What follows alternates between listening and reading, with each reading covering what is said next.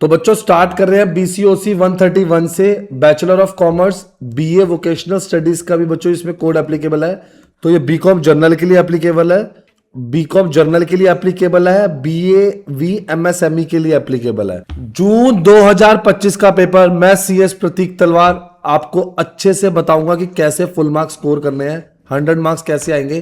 कोई 5 क्वेश्चन करने हैं, लेकिन मैं तो आपको सारे क्वेश्चन कराऊंगा। आंसर आपकी स्क्रीन पे प्रेजेंट है, फोन नंबर प्रेजेंट है। हमारी टीम से 5 साल के पेपर ले लेना ताकि आपके अच्छे मार्क्स आए। 5 साल के पेपर लास्ट मोमेंट के लिए बहुत है। What do you mean by AIS, accounting information system, होता ही क्या है बच्चों? ये एक ना स्ट्रक्चर्ड मैकेनिज्म है। बेसिकली इसको बनाया क्यों गया है? Structured mechanism design to collect, record, store और प्रोसेस द फाइनेंशियल डाटा। इस तरीके से फाइनेंशियल डाटा को प्रोसेस करो ताकि हमारे को यूजफुल इंफॉर्मेशन मिले और डिसीजन मेकिंग में हेल्प मिले। बच्चों ये इग्नू की बुक के पॉइंट्स हैं, इन्हें ऐसे ही लिखना है। जब भी आप पेपर में पॉइंट्स लिखेंगे ना तो ब्लैक पेन में लिखेंगे। तो ये क्या है? पहली बात तो सिस्टमैटिक रिकॉर्डिंग करता है सारी ट्रांजैक्शन को क्रोनोलॉजिकल वे में। पहले 1 जनवरी की ट्रांजैक्शन, फिर 2 जनवरी की ट्रांजैक्शन, ऐसे करके सारी ट्रांजैक्शन को रिकॉर्ड करता है। हर ट्रांजैक्शन के डबल इफेक्ट है, डुअल एंट्री। हमारी बुक का नाम भी तो यही है, डबल एंट्री बुक कीपिंग। जब आपने 11th में पढ़ी थी उसके अंदर क्या होता था? If one thing is debited another thing is credited. उसके बाद आपको यूनिफॉर्म और कंसिस्टेंट रहना है, फाइनेंशियल स्टेटमेंट्स बनानी है। आपके पास हर चीज का डॉक्यूमेंट्री एविडेंस होना चाहिए। ऐसा नहीं हो रहा कि क्या कहते हैं, आपने बोला मेरा 500 का बिल है, 5000 का बिल है या 50,000 का बिल है। मुझे आपने प्रूफ देना है, वाउचर्स, रिसिप्ट्स, सब चीजें देनी है जिससे कि मैं प्रूफ कर सकूं। जो भी ट्रांजैक्शन है उसे प्रॉपर क्लासिफाई करना है। जैसे कैश है ये एसेट होता है, क्रेडिटर्स जो है ये लाइबिलिटीज होती है, रेंटल इनकम आना, डिस्काउंट रिसीव्ड होना ये आपका इनकम होता है, और बिजनेस के एक्सपेंसेस प्रॉपर वे से कैटेगराइज्ड करो। उसके बाद क्या करो? ऑटोमेट कर दो। उसके बाद इंटरनल कंट्रोल मैकेनिज्म लगाओ ताकि कोई फ्रॉड वगैरह ना हो, और जो भी गवर्नमेंट ने स्टैंडर्ड्स बनाया उन्हें ज़्यादा से ज़्यादा फॉलो करो। बच्चों देखो ये मेमोरी एंकर्स दिए हुए हैं मैंने सबके, जैसे सिस्टम रिकॉर्डिंग हो गया, ये सब हो गया। मेमोरी रिकॉर्डिंग के लिए R, डबल एंट्री के लिए D, यूनिफॉर्मिटी के लिए U, ठीक है ना? तो इसे हम बोलते हैं मेमोरी एंकर्स। कंक्लूजन लिख लेना बच्चों। नेक्स्ट क्वेश्चन पे आते हैं, अकाउंटिंग प्रोसेस क्या होता है? बच्चों ये एक कंप्लीट सीक्वेंस ऑफ स्टेप है ताकि आप फॉलो कर सको, रिकॉर्डिंग कर सको, क्लासिफाई कर सको, समराइज कर सको। किसको? फाइनेंशियल ट्रांजैक्शंस को। जो भी आपकी ट्रांजैक्शन हो रही है, सबसे पहले तो ट्रांजैक्शन को आइडेंटिफाई करो। क्या ये ट्रांजैक्शन मॉनेटरी टर्म्स में है? और अगर मॉनेटरी टर्म्स में है तभी हम उसकी रिकॉर्डिंग करेंगे। अगर हम उसे जर्नल की बुक में डालेंगे, जर्नल की बुक में जैसे होता है cash to for example sales हुई हैं, तो ये इसको कहते हैं नरेशन। जब हम नीचे लिखते हैं फिर हम इसे किस में डालते हैं? लेजर में डालते हैं। तो जब पहले ट्रांजैक्शन इसमें आई तो इसे बोलेंगे जर्नल, फिर हम इसे जब पोस्टिंग करेंगे उसे बोलेंगे लेजर। बाद में हम बैलेंस करते हैं, फिर हम क्या बनाते हैं? Trial balance. क्या बनाते हैं बच्चों? Trial balance. जो मैच कर जाता है फिर हम क्या पास करते हैं उसके अंदर? ट्रायल बैलेंस के बाद अपनी trading account, P&L, balance sheet. कोई भी आउटस्टैंडिंग, प्रीपेड, एक्रूड, डेप्रिसिएशन, कोई भी अकाउंट होएगा वो सारे, कोई भी खर्चा होएगा, चाहे आउटस्टैंडिंग हो, प्रीपेड हो, एक्रूड हो, चाहे कोई भी डेप्रिसिएशन वाली आइटम हो, वो सारे कंसीडर किए जाएंगे। जब हम सारी बातों को कर लेंगे तो हम क्या करेंगे? Proper interpretation and analysis. इन्हें क्या बोलते हैं? इंटरप्रिटेशन एंड एनालिसिस, ताकि आपकी परफॉर्मेंस पता लगे, आपके पास कितना लिक्विड है, एसेट्स कितने हैं वो पता लगे, और आपकी सॉल्वेंसी पता लगे। आपकी सॉल्वेंसी कि अब आप सॉल्वेंट है कि आप सॉल्वेंट नहीं है। बच्चों फिर से मेमोरी एंकर्स मैंने लिख दिया आप लोगों के लिए, कंक्लूजन लिख दिया है कि ये बैकबोन होती है फाइनेंशियल मैनेजमेंट की। अब आते हैं अकाउंटिंग कॉन्सेप्ट एंड कन्वेंशन, एक एक करके 1 मिनट में। 15 मिनट जुड़ेंगे, 20 मिनट जुड़ेंगे, सारा पेपर अच्छे से करा दूंगा। आपको बहुत एडवांटेज मिलेगा, और आपको कौन से कोड का चाहिए वो आप मुझे बताएंगे। एक एक मिनट में सारे आंसर बता रहा हूं। सर अगर हमें ये आंसर्स देखने तो कहां जा सकते हैं? आप ऐसे unnatieducations.com पे जाएंगे, इग्नू पे जाएंगे। इग्नू पे जाने के बाद ये रहे हमारे इग्नू नोट्स। बच्चे आपको ये देख रहे हैं सारे solved assignment, previous year paper, guess year, chapter wise notes. Undergraduate programme में आगे आप देख रहे हैं आपका जो प्रोग्राम है आप उसके क्या देख सकते हैं? उसके नोट्स, उसके प्रीवियस ईयर पेपर, सब एक जगह पे मिलेगा। Solved assignment, previous year paper, IGNOU के एडमिशन से रिलेटेड जो आपको चाहिए सब information, solution under one roof. और मेरे चैनल को लाइक और सब्सक्राइब और शेयर कर दो। सबसे पहले इंफॉर्मेशन देते हैं, सारे सॉल्व असाइनमेंट लगा दिए थे और अब सारे सॉल्व पेपर लगा रहे हैं। तो बच्चे फिर से आंसर पे आते हैं। कॉन्सेप्ट्स एंड कन्वेंशंस बताने जा रहा हूं आपको, बेसिकली फंडामेंटली एजम्पशंस या गाइडलाइंस जिसके ऊपर फाइनेंशियल अकाउंटिंग स्टेबल है। बिजनेस एंटिटी कॉन्सेप्ट, बिजनेस चलता चले जाएगा, बिजनेस अलग है, ऑनर अलग है, बिजनेस अलग है, ऑनर अलग है, ठीक है ना। बिजनेस एंटिटी कंसेप्ट से स्टार्ट कर रहे हैं कि बिजनेस अलग है, ये बिजनेस है आपका, ये अलग है, और ऑनर बिल्कुल अलग है।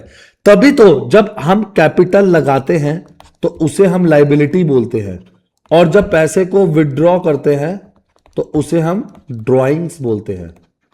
क्लियर है बच्चों। मनी मेजरमेंट कॉन्सेप्ट, वही ट्रांजैक्शन रिकॉर्ड करनी है जो मनी की फॉर्म में है।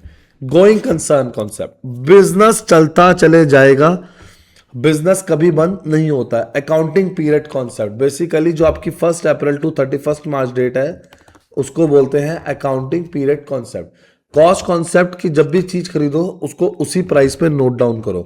Dual aspect, if one thing is debited another thing is credited. जो भी आपके रेवेन्यू है, जो भी खर्चे हैं उसे मैच करना है एक्सपेंसेस के साथ। रियलाइजेशन कॉन्सेप्ट, रेवेन्यू कब रिकॉग्नाइज होता है, जब हम उसको अर्न करते हैं। ये नहीं जब पैसा मिला, अगर आपने 1 जनवरी को सेल करी है तो उसी दिन हम मानेंगे रेवेन्यू रिकॉग्नाइज हो गया है, हम पेमेंट का वेट नहीं करेंगे। एक्रूअल कॉन्सेप्ट, ट्रांजैक्शन तभी रिकॉर्ड होती हैं जब उससे वो अकर होती हैं, ये नहीं। फॉर एग्जांपल अगर 1 जनवरी को ट्रांजैक्शन हुई है तो हम उसे 1 जनवरी की ट्रांजैक्शन मानेंगे, दैट इज एक्रूअल कॉन्सेप्ट। कुछ कन्वेंशंस है, कन्वेंशंस क्या क्या है। सबसे पहला आता है कंजर्वेटिज्म, सारे लॉसेस को एंटिसिपेट कर लो और प्रॉफिट्स को भूल जाओ, जितनी जल्दी हो सके खर्चों के लिए तैयार हो जाओ और सारे प्रॉफिट्स को अभी भूल जाओ। कंसिस्टेंसी क्या होता है, जैसे फॉर एग्जांपल आप एक मेथड फॉलो कर रहे हैं, स्ट्रेट लाइन मेथड, फिर आप किस पे शिफ्ट हो गए, रिटर्न डाउन वैल्यू मेथड पे हो गए, तो बार बार अपने मेथड ऑफ चार्जिंग डेप्रिसिएशन को चेंज ना करें, वही चीज रिकॉर्ड करें जो कि मटेरियल है। 2 रुपए की चाय या 5 रुपए की चाय, 5 रुपए का पेन, इन फालतू बातों को लिख के अकाउंट्स को बल्कि ना बनाए। सो कंक्लूजन है, ये एक स्टैंडर्डाइज वे है फाइनेंशियल रिपोर्टिंग का। अच्छे से रीड करेंगे, अच्छे से देखेंगे कौन से स्टेप्स है जो इन्वॉल्व है in framing accounting standards in India, ठीक है ना। कौन कौन से स्टैंडर्ड्स है, सबसे पहले तो ये स्टैंडर्ड्स बनाए किसने, ICI, chartered accountants of India ने। आइडेंटिफिकेशन ऑफ एरिया, जहां जहां जरूरत थी, जहां जहां वैल्यूएशन की जरूरत थी, जहां जहां डिस्क्लोजर की जरूरत थी, जहां जहां प्रेजेंटेशन की जरूरत थी, ये सारी जगह लाए गए। एक पर्टिकुलर स्टडी ऑफ एक्सपर्ट्स की एक कम्युनिटी बनी, प्रॉपर ड्राफ्टिंग हुई और उनको स्टैंडर्ड ड्राफ्ट किया गया ताकि हम उन्हें हमारे स्टैंडर्ड से और इंटरनेशनल स्टैंडर्ड दोनों से अलाइन कर सकें। फिर कमेंट आए, सर्कुलेशन हुई, फिर मॉडिफिकेशन हुआ ड्राफ्ट्स के अंदर। फिर जब सब कुछ ठीक रहा तो चार्टर्ड अकाउंटेंट्स ऑफ इंडिया ने अप्रूव किया, फिर वो गवर्नमेंट के पास रिकमेंडेशन के लिए पहुंचा और अप्रूवल के लिए पहुंचा। जब सारी जगह से अप्रूवल मिल गया तो इम्प्लीमेंटेशन एंड रिव्यू में हो गया, हमने उसको इम्प्लीमेंट कर दिया और रिव्यू किया। बच्चों फिर से मेमोरी एंकर्स आपकी स्क्रीन पे है। अब से हम कैश बुक बनाने जा रहे हैं, जब जब कैश आएगा तो प्लस डेबिट साइड, जब जब कैश जाएगा तो क्रेडिट साइड। क्लियर है स्टूडेंट्स, तो स्टार्ट करें। अब कैश बुक, अब कैश बुक होती क्या है, कैश बुक के 3 कैटेगरी हैं, single column, double column, triple column. जो मैंने आपको ये वाली साइड बताई थी, ये डेबिट साइड में ऊपर लिख चुका हूं और ये साइड को मैं क्रेडिट साइड लिख चुका हूं, राइट साइड को। सारी cash receipt debit side, discount allowed receive, trade discount तो आता ही नहीं है। जब कैश टू बैंक या बैंक टू कैश, जब ये 2 एंट्री एक साथ होती है तो इसे बोलते हैं कॉन्ट्रा एंट्री। क्या बोलते हैं बच्चे, contra entry. No bank overdraft shows a debit और फेवरेबल बैलेंस। उसके बाद बच्चे आपके कैश कॉलम मिलेगी और उसके बाद नरेशन, जो भी है सेल परचेज प्रॉपर आप दिखाएंगे। ये आपकी स्क्रीन पर प्रेजेंट है। फिर से जब जब पैसा आया तो वो प्लस साइड आ गया, जब जब पैसा गया तो वो नेगेटिव साइड चला गया। जैसे रेंट, बैंक से पैसे दिए, कॉन्ट्रा एंट्री, हमने बैंक से पैसे विड्रू करे थे, बैंक अकाउंट कम हो गया, हमने टाइपराइटर खरीदा, ठीक है। इन सारी चीज़ों से पैसे कम होते हैं। आराम से क्वेश्चन को नोट डाउन करेंगे, देखेंगे, कंक्लूजन लिख दिए, सारी चीज़ें लिख दिए बच्चों। चलिए नेक्स्ट क्वेश्चन पे आते हैं। अब कौन से मेथड है recording of joint venture? Joint venture होता है जब ए और बी मिलके कोई काम स्टार्ट करते हैं तो उन्हें बोलते हैं जॉइंट वेंचर। फॉर एग्जांपल ए और बी ने क्या काम स्टार्ट किया कि ए ने बोला मेरी लैंड है और बी ने बोला मैं इस लैंड को डेवलप करता हूं, तो लैंड बनने के बाद दोनों ने अपने अपने प्रॉफिट लिया और दोनों बाहर। हमारा वेंचर था एक पर्टिकुलर काम के लिए कि हम ये बिल्डिंग बनाएंगे और बेच देंगे, और सारे अब जो भी ट्रांजैक्शंस रिकॉर्ड होंगे वो जॉइंट वेंचर अकाउंट में होंगे। और जब पर्सन के अकाउंट, या आप ये कह सकते हैं जो दो पार्टनर ए और बी थे इनके अकाउंट बनेंगे, इन्हें को वेंचर बोलेंगे। क्या बोलेंगे? को वेंचर। अब क्या होएगा, ये भी हो सकता है एक को वेंचर दूसरे को वेंचर के भी आप पे सारे रिकॉर्ड करे अकाउंट्स। बच्चों ये क्वेश्चन के ऊपर डिपेंड होता है, वो आपको बताता है कि हम सेपरेट सेट ऑफ अकाउंट बना रहे हैं, ठीक है ना, या हम कंबाइंड सेट ऑफ अकाउंट बना रहे हैं। तो ये ना डिसाइडेड होता है। कंबाइंड सेट ऑफ अकाउंट्स में हम एक ही अकाउंट बनाते हैं और सेपरेट में ए अपनी बुक्स बनाएगा, बी अपनी बुक्स बनाएगा। फिर एक जॉइंट बैंक अकाउंट ओपन किया जाता है, जॉइंट वेंचर अकाउंट ओपन किया जाता है, और उसका सेटलमेंट थ्रू अकाउंट। बच्चे अकाउंट आपको पता है करंट अकाउंट में होती है। और लास्ट में हमारी चॉइस होती है। अनसोल्ड स्टॉक होता है, अगर ए कहता है मैं ये सामान बच गया मैं ले लेता हूँ, जैसे मैं कहूँ एक फ्लोर बच गया तो ए कह रहा है मैं ले लेता हूँ, या बी ने कहा मैं ले लेता हूँ, तो उसे अनसोल्ड स्टॉक बोलेंगे और हमें उसका एक रीजनेबल प्राइस तय करेंगे और उनको बेच देंगे।